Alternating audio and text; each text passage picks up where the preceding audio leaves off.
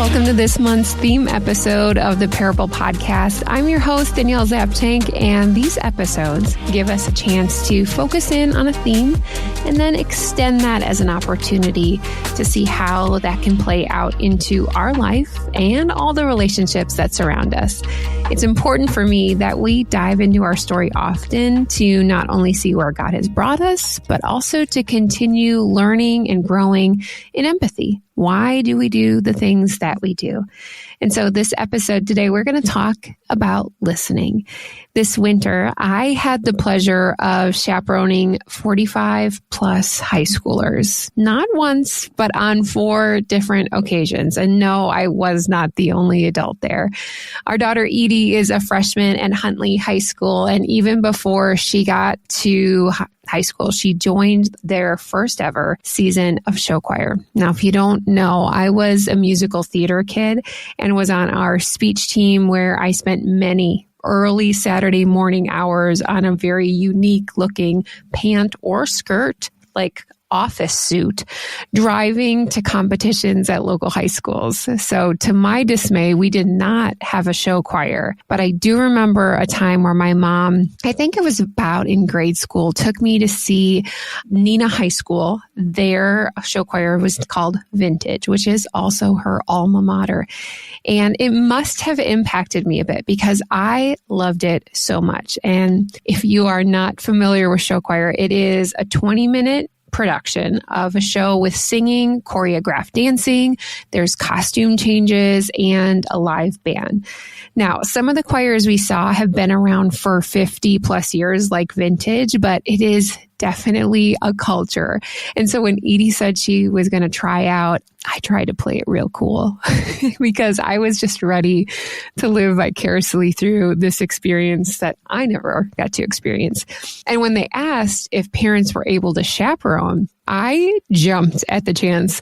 And also, once your child is older, there are not many times where you really get to see them in a school setting like when they were in grade school.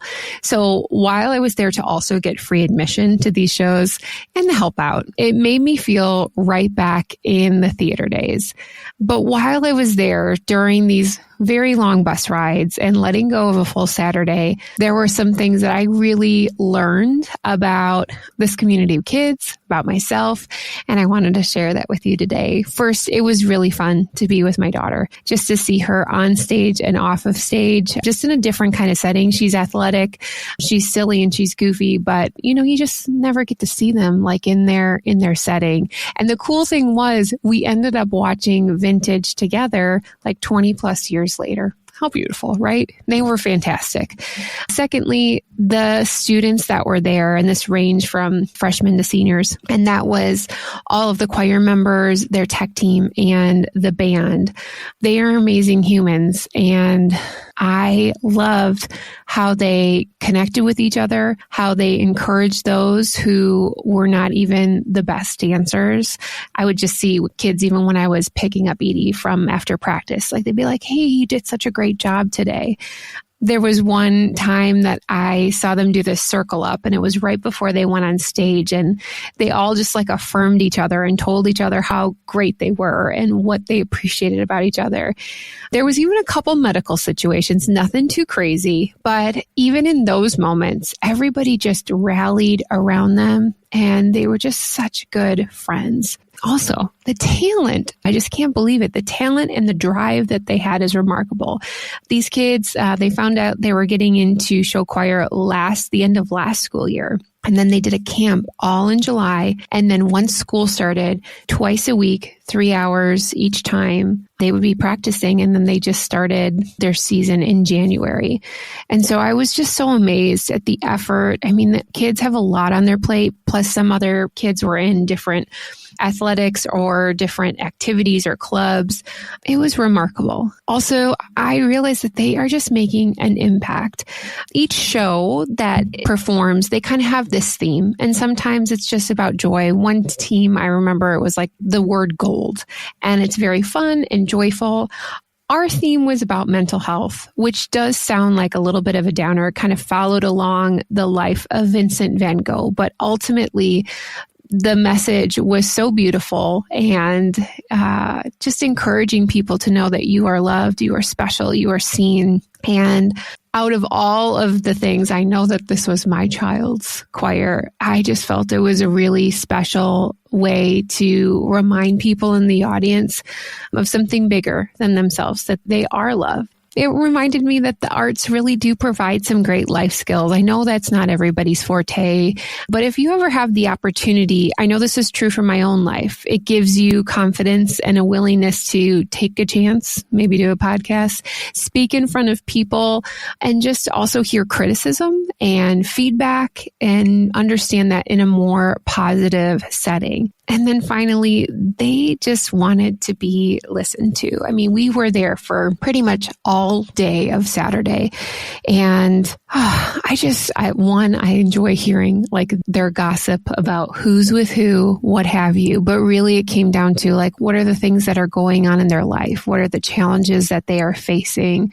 What's next for them? And I just like sit on the ground and we'd listen and we just be there just to hear what they're saying. And I kind of wondered to myself, I'm like, has anyone ever asked you these questions? Because some were just so willing. There was one specific time when we were driving home. It was a 3.5 hour drive. And for 2 hours, this 16-year-old, he just poured out his heart. And he told me, he's just like, I don't think I've ever even told my therapist this much. And I was just able to encourage and listen to him as he shared. And it was just a really special time. And I'm grateful to have this experience of chaperoning. It was just beyond just watching kids.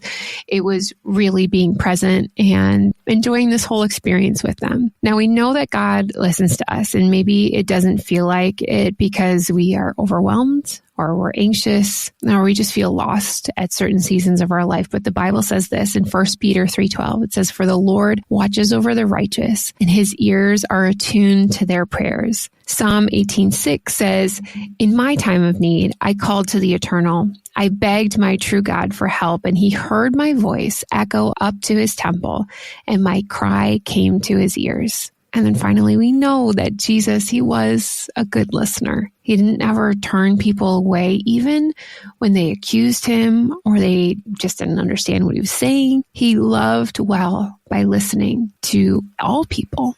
I've really fallen in love with this age group, and I think it's because they can have those big conversations, like I mentioned on the bus ride home, because they're just trying to figure out life and they want an encouraging ear. And yeah, there's that relationship drama too, where you feel like this is the most important thing in life. And you may wonder at times, when I'm having conversations, if you're a chaperone or if you're at work or if you're talking with your family members, is God really using me where I'm at in my life? And just like our own parable stories, when we look a little deeper, the answer is yes. I know that my gifting lies in listening, encouraging. And maybe that's where some of you have your gifting, but I feel like that's something that we can all grow in to be better people who love each other and love God's kingdom. And so the times that we listen, it matters. It allows us to have others feel seen and provide a space that they might not have had otherwise. I believe life change can happen just through listening. So by the time the last competition rolled around, I knew I wanted to share some words of encouragement mixed in with some of the lyrics of their songs. And after their last performance, they had group shots, and I had to share this with them. And here is what I shared. Every time I sat in the audience, I was mesmerized by the musicality of every note. Your teamwork, effort, every dance move, and your commitment of so many countless hours. It was pure joy to watch everything to come together. Even though the end is near on this inaugural season, don't give up on those remarkable gifts that each of you have. I'm so proud of each one of you, not just for your talents, but because of the amazing humans that you are. The way you cheered each other on, how you were supportive friends, the laughter through crazy long bus rides, and extending kindness even when no one was looking. Most importantly, I hope you know the impact that you made each time you took the stage. You don't know who was in the audience that day or even standing next to you that needed to be reminded of the hope in your words to not give up. and that you are loved and made a difference.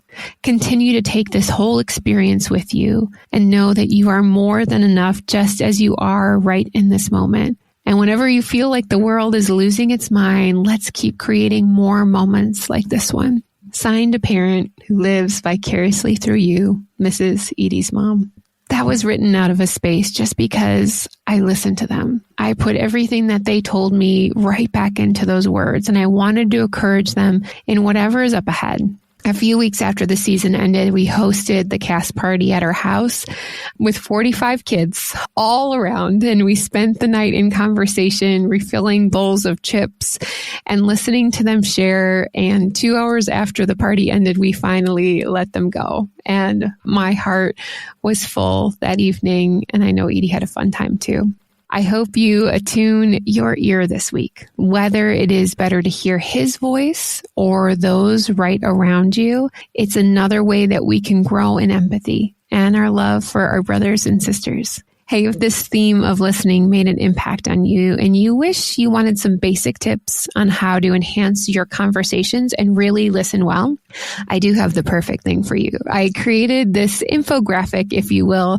It's 10 simple tips to enhance your first-time conversations. Sometimes when we have those conversations with people we've just met, we're just like, what do I even say? Well, this is something you can put on your phone and you can prepare yourself or just like file in your memory for later. So there is a link in the show notes, or you can check out my social media to grab your list today. And here are 2 reflection questions from this thought process of listening. Number 1, who is someone that listened to you when you needed it the most? And thank God for them today. Number 2, who is someone you know that maybe needs a listening ear? This is not your opportunity to fix them, but just to help them know that they are heard and they matter. This episode was edited by my husband, Eric Zapchenk, and we hope that you are encouraged to think about your own parable story today. To connect with me, simply visit DanielleZapchenk.com for details. Remember, your parable showcases how God always listens to your heart. We'll see you back again next week on the Parable Podcast.